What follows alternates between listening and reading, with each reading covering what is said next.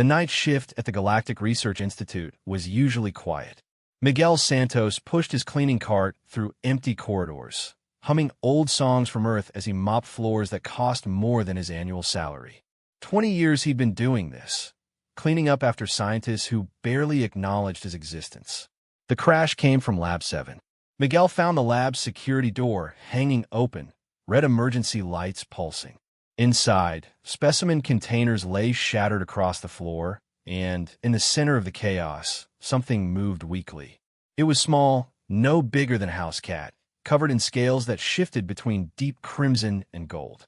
A dragon, or something close enough. Its breathing was shallow, labored.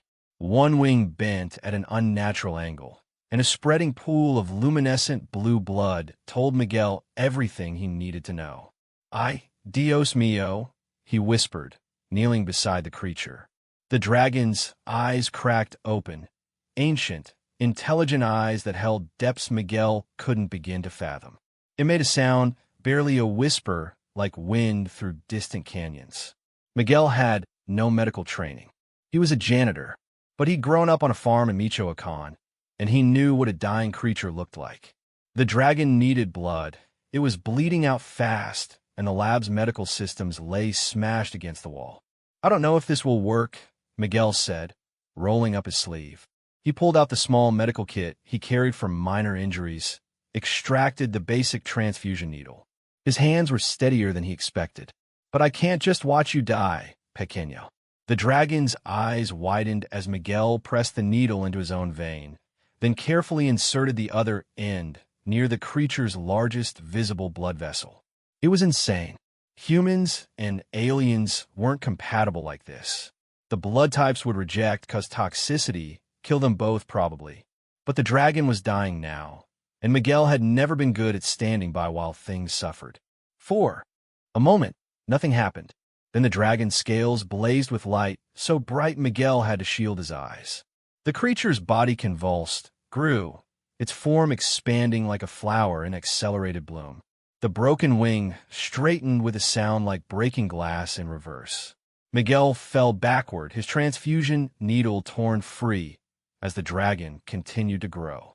5 feet, 10 feet, 20. The lab's ceiling groaned, then shattered as the creature expanded through it, debris raining down around Miguel's stunned form. When the light finally faded, a being stood before him that made his knees weak. 40 feet of scaled magnificence, wings that could block out the sun, eyes that burned with the light of collapsing stars. The dragon's presence filled the space like gravity, undeniable and absolute. 10,000 years, the dragon spoke, its voice resonating through Miguel's bones. 10,000 years we slept, the dragon kings of Exoria, sealed in diminished forms. Our power locked away by the celestial accords, bound until one appeared who would give freely of their essence without knowing what they awakened. Miguel's mouth worked soundlessly. The dragon lowered its massive head, bringing those cosmic eyes level with the janitor. "You are human. Your kind are new, unaware of the old powers. You gave your blood, your life essence, asking nothing, expecting nothing, simply because you could not watch suffering." I'm just a janitor," Miguel managed. "You are Miguel Santos of Earth," the dragon said, and something like humor flickered in its expression.